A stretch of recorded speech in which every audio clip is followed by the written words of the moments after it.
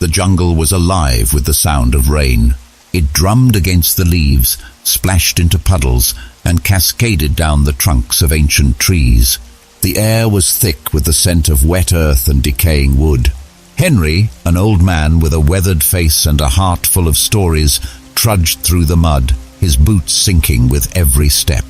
He was no stranger to the wilderness. He had spent most of his life exploring it. But today, the forest felt different. It felt alive, watching, waiting. Henry was on a mission. A child in a nearby village was sick, and he had promised to deliver the medicine that could save the boy's life.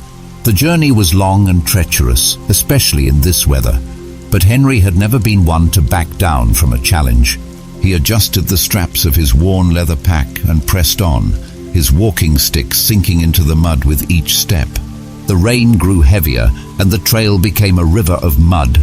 Henry's joints ached, and his breath came in short, labored gasps.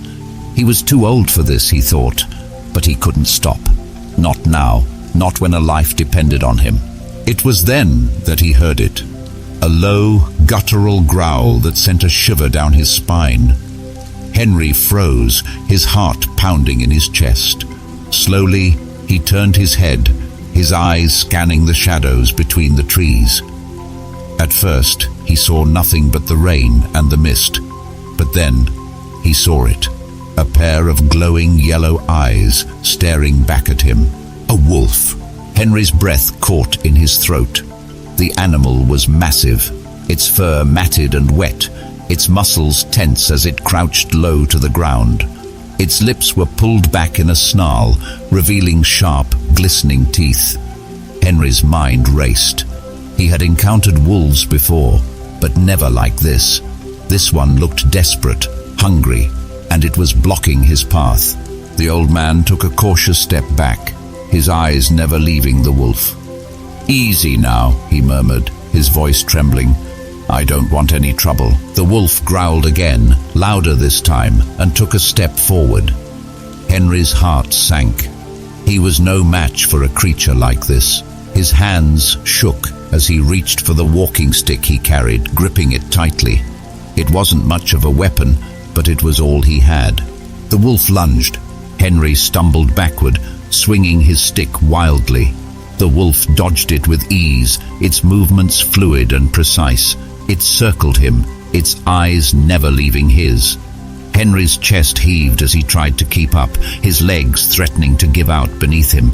He knew he couldn't keep this up for long. "Go on," he shouted, his voice cracking. "Get out of here!" But the wolf didn't leave. Instead, it stopped a few feet away, its head tilted to the side as if studying him.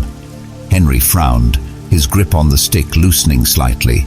Something was wrong. The wolf wasn't attacking. It was just standing there, and then he saw it. The wolf's front leg was bent at an unnatural angle, the fur around it dark with blood.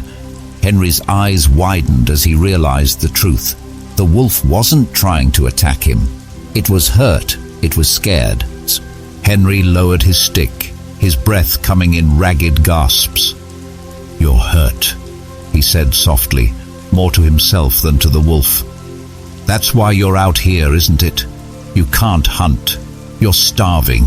The wolf let out a low whine, its ears flattening against its head. It took a hesitant step forward, its eyes pleading. Henry's heart ached. He had always had a soft spot for animals, and seeing this proud creature in pain was almost too much to bear. "All right," he said, his voice steady now. "I'll help you, but you've got to trust me." The wolf hesitated, its body tense.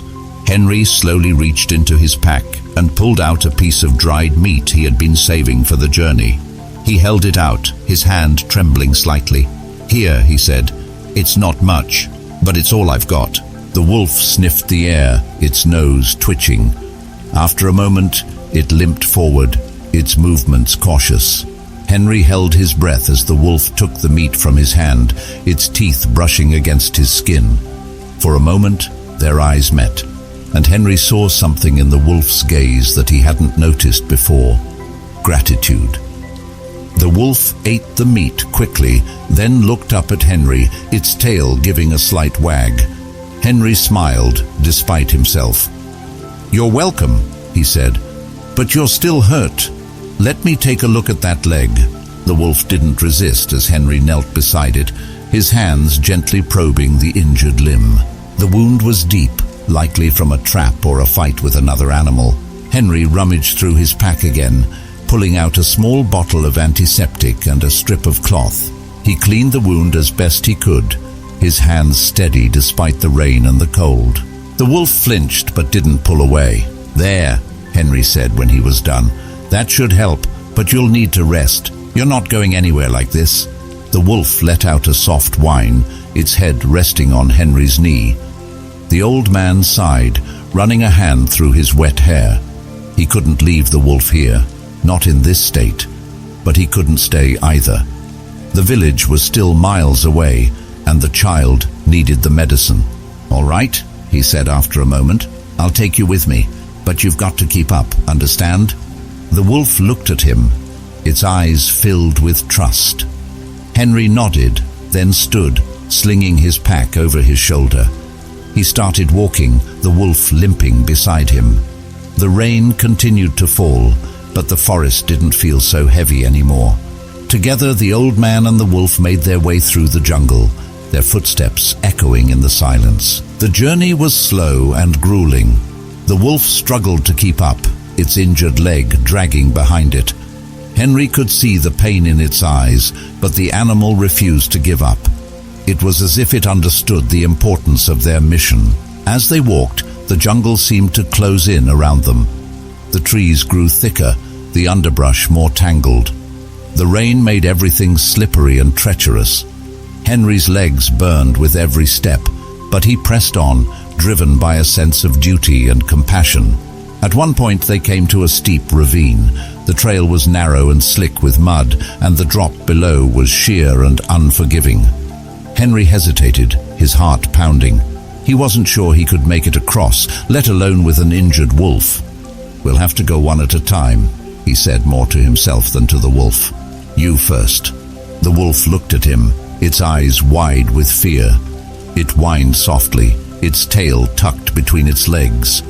Henry knelt beside it, placing a hand on its head. "You can do this," he said gently. "Just take it slow." The wolf hesitated, then took a cautious step onto the trail. Its paws slipped in the mud, and for a moment Henry thought it would fall, but the wolf regained its balance and continued, its movements slow and deliberate. Henry held his breath as he watched, his heart in his throat. When the wolf finally reached the other side, it let out a soft bark as if to say, "Your turn." Henry took a deep breath and stepped onto the trail. His legs trembled with every step, and his hands gripped the wet rocks for support. Halfway across, his foot slipped, and he fell to his knees, his heart racing. The wolf let out a sharp bark, its eyes filled with concern. "I'm all right," Henry muttered, though he wasn't sure he believed it. He forced himself to stand and continued, his muscles screaming in protest. When he finally reached the other side, he collapsed onto the ground, his chest heaving. The wolf limped over to him, nuzzling his hand with its nose. Henry smiled weakly, patting the animal's head. "We make a good team," he said. As the hours passed, the rain began to let up, and the jungle grew quieter. Henry and the wolf pressed on, their bond growing stronger with each step. They faced more hurdles, a fallen tree blocking the trail, a river swollen with rainwater, but they overcame them together. Finally, as the sun began to set, they reached the edge of the jungle. The village was just ahead, its lights glowing warmly in the distance. Henry felt a surge of relief and exhaustion. They had made it. The villagers were surprised to see Henry with a wolf, but they didn't question him. They knew better than to doubt the old man who had helped them so many times before. Henry handed over the medicine, then found a quiet spot where the wolf could rest. He stayed with it, his hand resting on its head as it slept.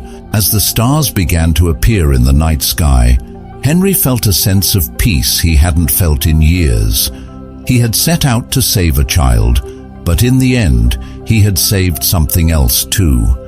And as he looked at the wolf, its chest rising and falling with each breath, he knew that he had made a friend for life. The jungle was no longer a place of danger and fear. It was a place of healing, of connection. And as the stars began to appear in the night sky, Henry knew that he would never forget the day he met the wolf in the rain.